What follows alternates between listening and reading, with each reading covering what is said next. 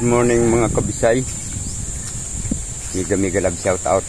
Isang pinagpalang umaga na medyo mainit na naman mga kabisay. Tayo ay medyo mapapalaban na naman yun sa mainit na panahon. So katatapos ko lang magdilig mga kabisay at sa ngayon ay meron tayong ginagawa na ngayon ay aking itutuloy. So samahan niyo ako mga kabisay. Mega love shout out sa inyong lahat dyan.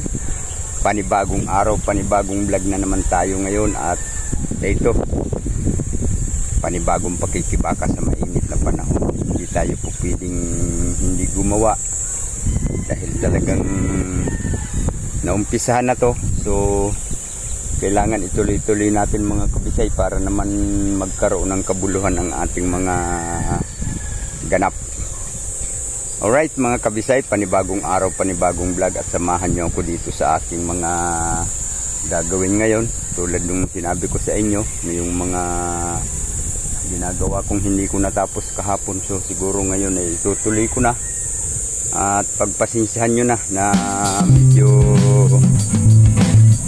hindi maganda ang ating camera. Naku po, may patugtog na naman. Naaga naman yung patugtog na to. So ayan mga kabisay, lalagay na naman tayo yung mga kanalan.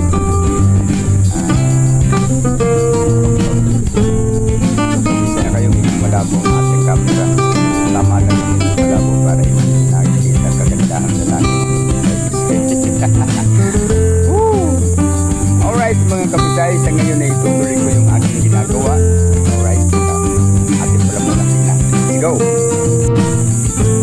Dito mga kabisay, sa ngayon ang ginagawa ko ay paglilipat ng mga bakod.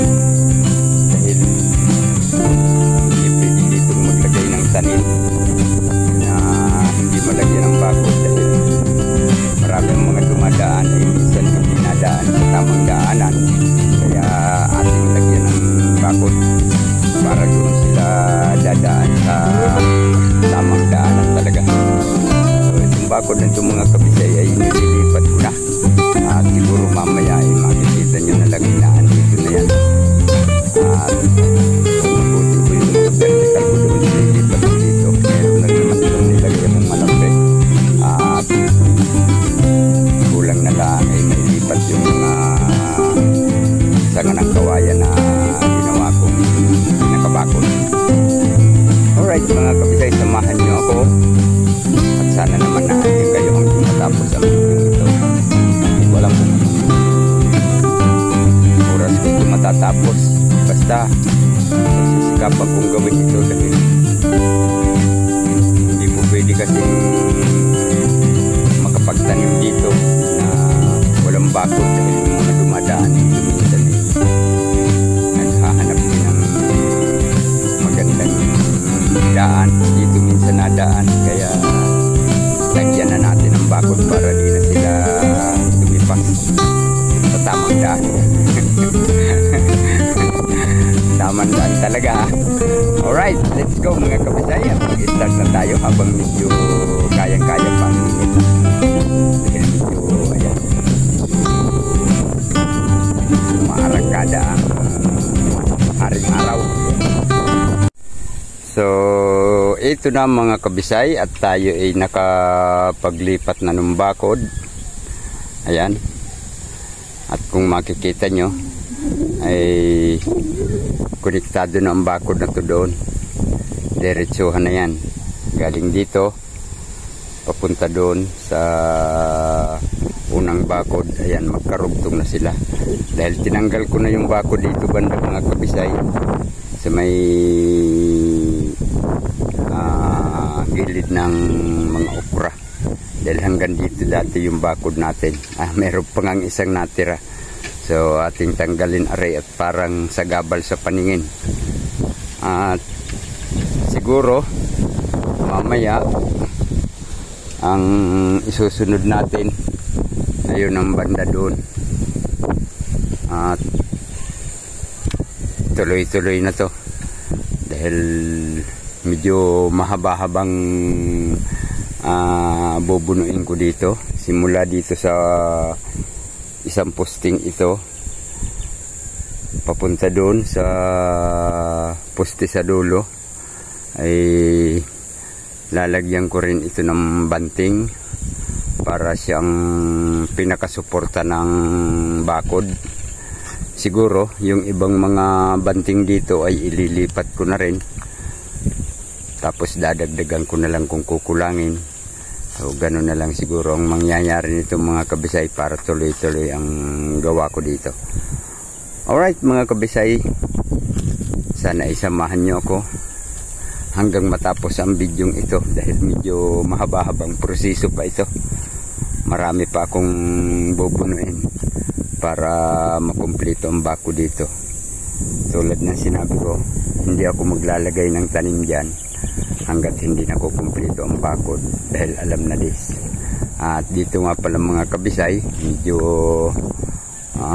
bakante ito, yung portion na to, dahil dito ako dadaan papunta doon sa kubo. Bali ito ang magiging daan ko, yan, papunta doon sa kubo. At bali dito sa mga pitak na to, diyan ako magtatanim. Tapos itong bakanting ito dito, yan ang magiging daan ko.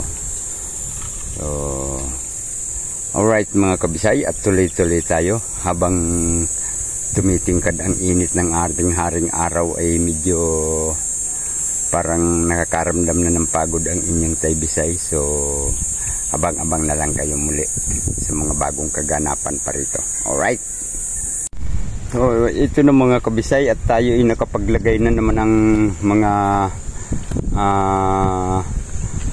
horizontal na pisik dito sa ating ginagawang bakod. At ayan, hindi nga lang natin nasulid na naibalik yung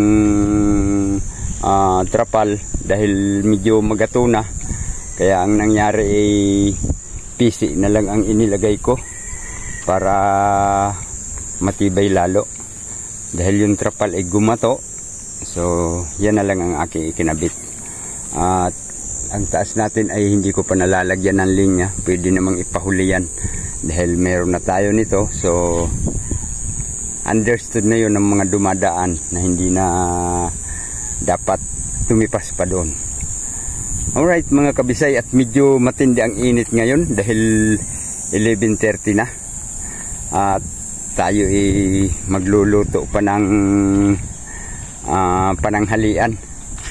So salamat sa inyong lahat dyan na sumabay sa akin.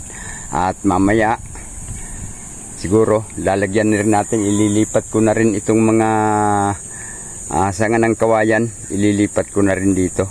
At matapos man o hindi, basta gagawin ko yan ngayon maghapon. Alright, abang-abang mga kabisay, at medyo mainit. At ito na nga mga kabisay, nakapag lagay na tayo ng ng bakod. Ang problema, hindi ko natapos talaga mga kabisay dahil medyo mahaba-haba pang nilagyan ko pero may natira pa rin. Hindi pa rin natapos yun doon sa dulong yun dahil medyo hapon ng mga kabisay. Ayan, at medyo ano na ang ating paligid. Mag-aalas 6 na kasi mga kabisay. So kanina medyo mahaba-haba yung pahinga ko dahil medyo grabe yung init, kaya nakabalik ako dito alas 3 na. So ito na lang ang nagawa ko. Ayan, hanggang dun. At least konting-konti na lang mga kabisay. Yan na lang. So siguro isasalit-salit ko na lang yan dahil kailangan na nating mag-prepare dito ng mga pagtatamnan dahil medyo gumaganda na ang takbo ng panahon.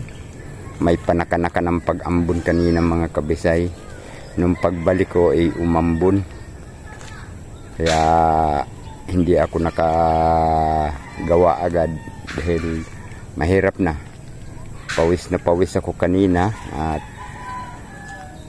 medyo grabe yung init kaninang hanggang alas 11. At ito mga kabisay ay linisin ko pa yan.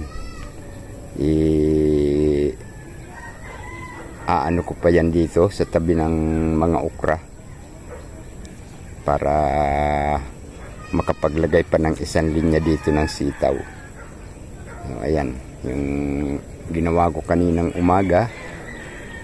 Ito hanggang tanghali at ngayon namang pahapon, ito naman yung ginawa ko hanggang dun sa may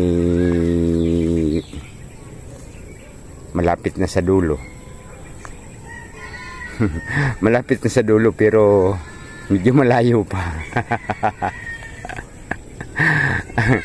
Malapit na pero malayo pa.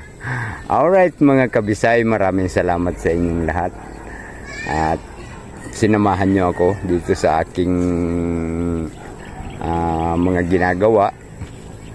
So siguro next time ibang kwento naman ang ating gagawin dahil kukumpletuhin na natin yung mga preparasyon ng ating pagtatamnan at siyempre kukumpletuhin na rin natin pati yung mga bakod na kulang. Ito kumpleto na ito dito mga kabisay hanggang dun sa dulong iyon. At ito na lang ang hindi na kukumpleto dito sa kabila. Pag nakumpleto ito, so siguro medyo komportable na tayong magtanim. At ayan, meron na rin tayo dito mga na-prepare. So ito ay nag-iintay na lang ng oras para tamnan. At sa susunod, baka bukas ay ito naman ang lalagyan ko ng tudling para makapag ano na rin ang pagtatamnan ng sitaw. Sitaw ang itatanim ko dito mga kabisay, pero hindi pa ako nakakapaglagay ng mga ano sa taas, pero wala pa namang naitatanim, pwede pa naman yan. Susunod dito na may preparado na at ayan may balag na, so ang pagtatanim na lang. Alright, maraming salamat mga kabisay at sana naman ay naandyan pa rin kayo hanggang sa dulo ng aking video ito. At sana naman ay patuloy nyo pa rin suportahan sa ating mga kaganapan. At sana ay patuloy kayong naandyan sa mabuting kalagayan. At patuloy na pinapatnubayan ng ating poong may kapal sa inyong mga kaganapan sa buhay. Alright mga kabisay, maraming salamat. And God bless us all. Bye bye.